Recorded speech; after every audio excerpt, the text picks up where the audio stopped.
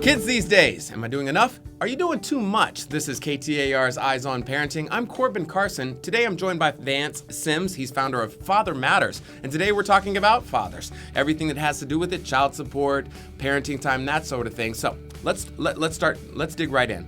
You got served 6 weeks ago, 6 months ago, yesterday, whatever. What's the first thing a father should do? The first thing you do is read the documentation. We will get something in the mail or we get served and we read this stuff and our blood just starts boiling. We get upset. We know that some things in there are included that's not the truth. You do not call screaming and yelling at the ex-spouse. Do not send a mean, angry email because everything you do is now documented. Okay? It hurt. It's going to hurt. We're human. Someone is trying to tamper with your child or children. Read the documentation, and after you read it, seek help from an attorney. Perfect. And as you said, it is an emotional experience. You got your kids tied up in this, you got your ex tied up in this, and you got your money tied up in this. Explain the difference between child support and parenting time. Child support is what they do is they get your income, they get your ex-spouse's income. And they say, you're making this much, she's making that much. And they try to make it as equal as possible. But now we need to realize child support is separate than parenting time. And most of the time, the child support is adjusted according to the parenting time. So you want to make sure you're saying, hey, I don't have no bad background. My children love me. I love my children. The relationship didn't work, but that don't mean I'm a bad father. Okay, so I want 50% of the time. I want my children every week, alternate holidays, 2-3 weeks in the summer.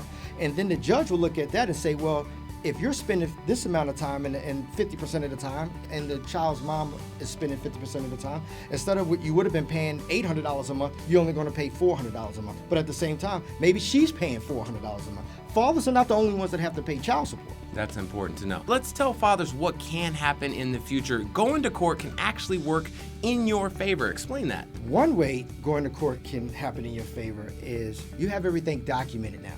You know, when you would go to their house and you're supposed to pick your child or children up at 6 o'clock on a Friday, but you're sitting in your car till 10 minutes to 7 because they're playing the power roll, hoping that you would leave. You can eliminate the arguing and police coming because you're fighting and acting a fool in front of their house. Now you got to document it. So if the judge say at 6 p.m. every other Friday, you're supposed to be there to get your kids, and you're there at 5:58 and 6:17 comes, you can call the police. You show that documentation, she's going to jail.